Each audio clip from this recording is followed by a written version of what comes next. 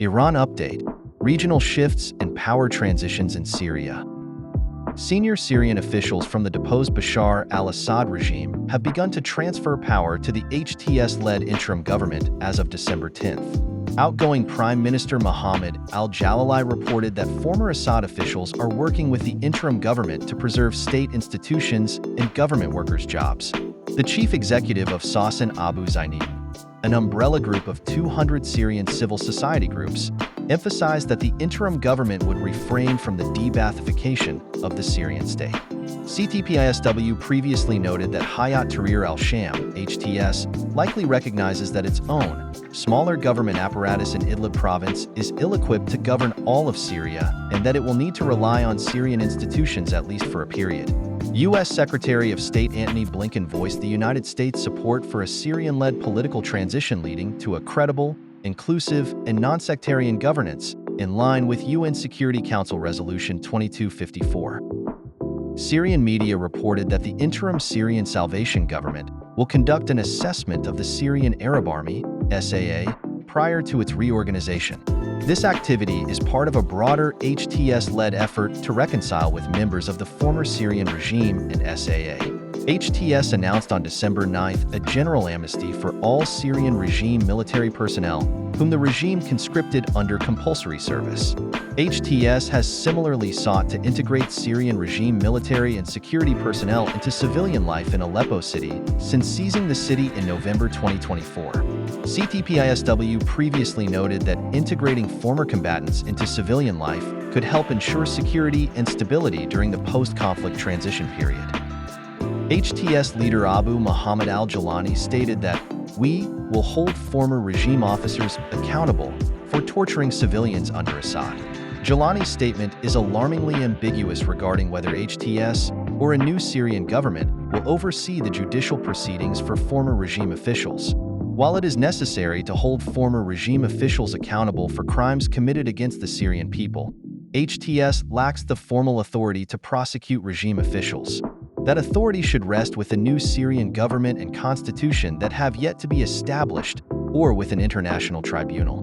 Jalani may be reacting to pressure from hardliners in HTS, as there have already been reports of revenge killings in HTS-controlled territory. Revenge killings have historically exacerbated sectarian conflict, as seen in neighboring Iraq. The Israel Defense Forces, IDF, reportedly advanced beyond the disengagement zone further into Syrian territory on December 9th. Geolocated imagery posted on December 10th showed the IDF near Kudna, which is approximately 1 kilometer from the disengagement zone. Syrian media claimed on December 10th that the IDF advanced to the towns of Bikasem, Erna, Hina, and Rima in Damascus province. Bikasem is around 25 kilometers from Damascus.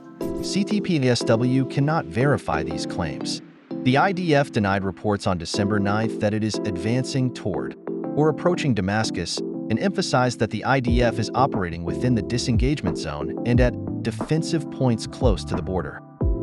The IDF continued to destroy former SAA sites across Syria on December 10th. The IDF announced on December 10th that it has destroyed around 70 to 80% of the Assad regime's military capabilities. The IDF added that it has struck most of the SAA's strategic weapons stockpiles in the past 48 hours to prevent terrorist elements from seizing the weapons. The IDF Navy struck the ports of Al-Baida and Latakia on December 9th. 15 Syrian naval vessels were docked at the ports at the time of the strikes. The IDF reported that it destroyed dozens of anti-ship missiles with ranges of 80 to 190 kilometers.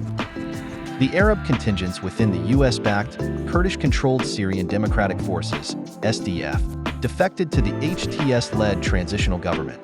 The leader of the Hajin Military Council, an Arab-majority militia in the SDF, declared allegiance to the Fateh Mubin Operations Room on December 10th. Fateh Mubin is the coordinating element for the HTS-led forces that were formerly centered in Idlib province and recently took Damascus city. Two militia leaders in eastern Deir ez-Zor province have separately posted videos declaring allegiance to the HTS-affiliated coalition. A tribal leader who incited an Arab uprising against the SDF in the autumn of 2023 and later defected to regime-controlled territory called for Arabs to leave the SDF on December 9th. Some of the Arab-majority communities in Deir ez-Zor province hold long-standing grievances against the SDF due to limited reconstruction efforts, repeated SDF abuses of the local populations, and a lack of representative Arab leadership. Local sources reported that the SDF deployed reinforcements to areas where the Arab commanders defected, including Hajin, Haji, and Theban on the eastern bank of the Euphrates River. The defected militias have no guarantee of holding territory in Deir ez-Zor province, particularly without military support from the Fateh Mubin operations room. The SDF quashed an Arab militia revolt in Deir ez-Zor province in 10 days in the autumn of 2023. Arab-majority militias under the SDF led the offensive into regime-controlled areas of Deir ez-Zor province on December 6th, but other likely Kurdish SDF units have since deployed to province. The Turkish-backed Syrian National Army, SNA, is consolidating control over Manbij in northern Syria after seizing it from the SDF on December 8th. The SNA claimed that it began providing basic services to locals and that life has returned to normal there. The SNA sent civil authorities and military police to Manbij to begin managing the city and the surrounding areas. The SNA deployed its forces east of Manbij along the line of contact with the SDF. The SNA claimed control over a site east of Manbij along the Euphrates River on December 10th. Iran is trying to project continued confidence in its regional position despite the fall of the Bashar al-Assad regime in Syria. This comes amid reports of infighting within the Iranian security establishment.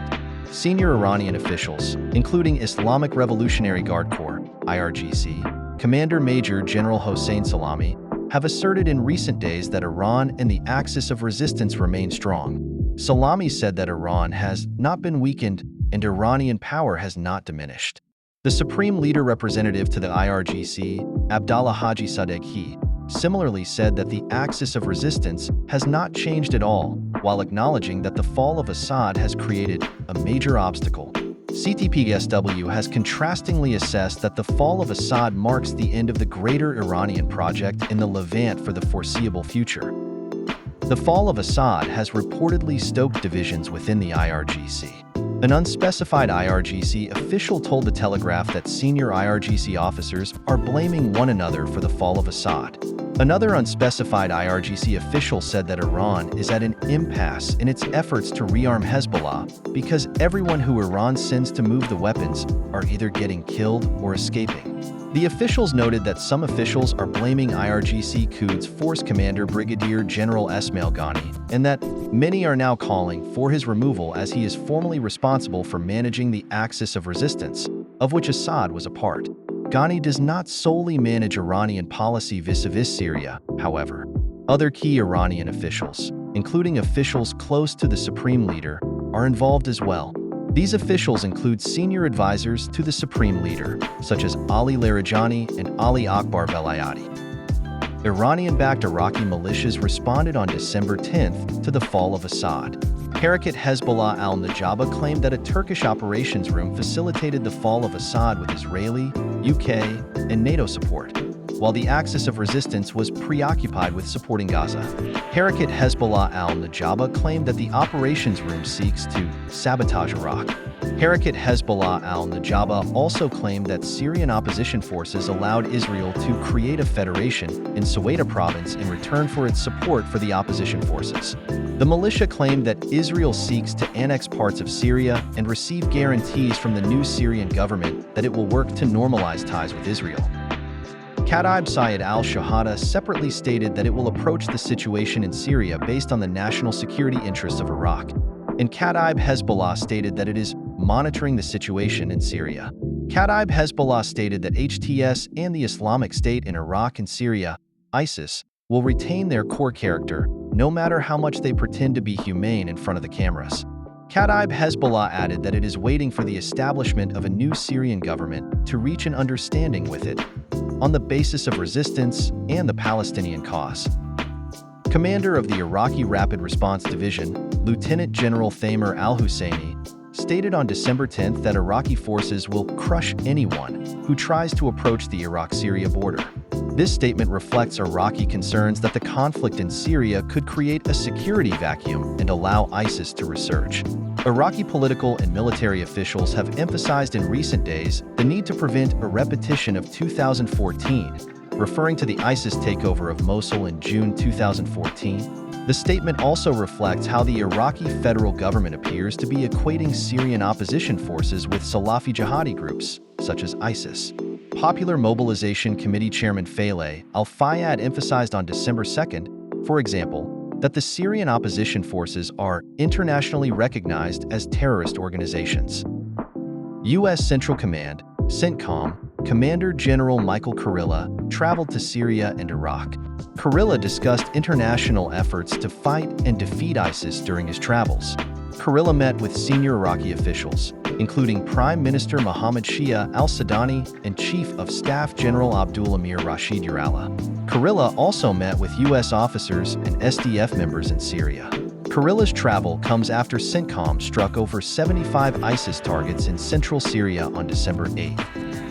Hamas indicated willingness to concede slightly on some of its maximalist demands for a ceasefire hostage deal with Israel. Hamas leaders are reportedly willing to accept an extended IDF presence along the Netzarim and Philadelphia corridors while still demanding an eventual, complete IDF withdrawal from the Gaza Strip, according to a Hamas source speaking to the New York Times. Israeli President Benjamin Netanyahu's insistence on a continued IDF presence on the Philadelphia corridor has been one of the most significant obstacles in negotiations.